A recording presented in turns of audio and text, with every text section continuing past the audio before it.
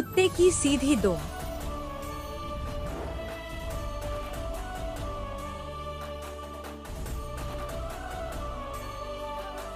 एक दिन राजा कृष्णदेव राय के दरबार में इस बात पर गर्मागर्म बहस हो रही थी कि मनुष्य का स्वभाव बदला जा सकता है या नहीं।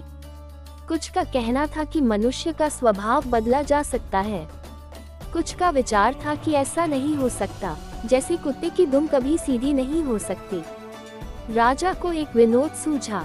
उन्होंने कहा, बात यहाँ पहुँची कि अगर कुत्ते की दुम सीधी की जा सकती है तो मनुष्य का स्वभाव भी बदला जा सकता है, नहीं तो नहीं बदला जा सकता। राजा ने फिर विनोद को आगे बढ़ाने की सोची। बोले, ठीक है, आप लोग ये प्रयत्न करके देखिए। राजा ने 10 चुने हुए व्यक्तियों को कुत्ते का एक एक पिल्ला दिलवाया और 6 मास के लिए हर मास 10 स्वर्ण मुद्राएं देना निश्चित किया।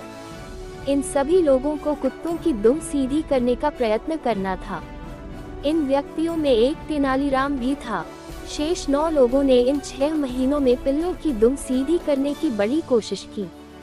एक ने पिल्ले की पूंछ के छोर को भारी वजन से दबा दिया ताकि इससे दुम सीधी हो जाए। दूसरे ने पिल्ले की दुम को पीतल की एक सीधी नली में डाले रखा। तीसरे ने अपने पिल्ले की पूंछ सीधी करने के लिए हर रोज पूंछ की मालिश करवाई। छठे सज्जन कहीं से किसी तांत्रिक को पकड़ लाए, जो कई तरह से उत्पटान वाक्य बोलकर और मंत्र पढ़कर इस काम को करने के प्रयत्न में जुटा रहा। 7वें सज्जन ने अपने पिल्ले की शल्य चिकित्सा यानी ऑपरेशन करवाया।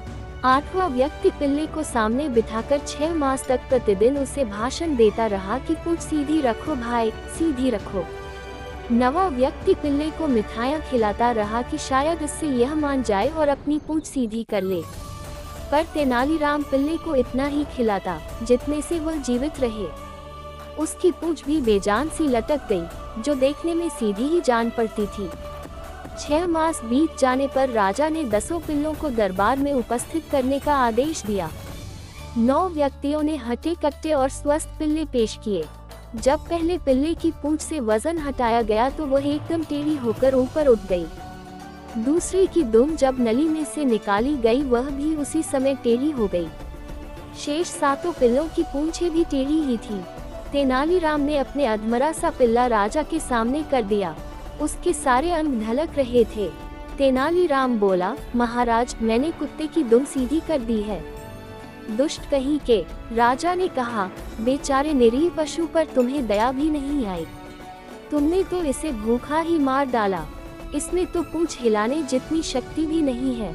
महाराज, अगर आपने कहा होता कि इसे अच्छी तरह खिलाया पिलाया जाए तो मैं कोई कसर नहीं छोड़ता, पर आपका आदेश तो इसकी पूंछ को स्वभाव के विरुद्ध सीधा करने का था, जो इसे भूखा रखने से ही पूरा हो सकता था।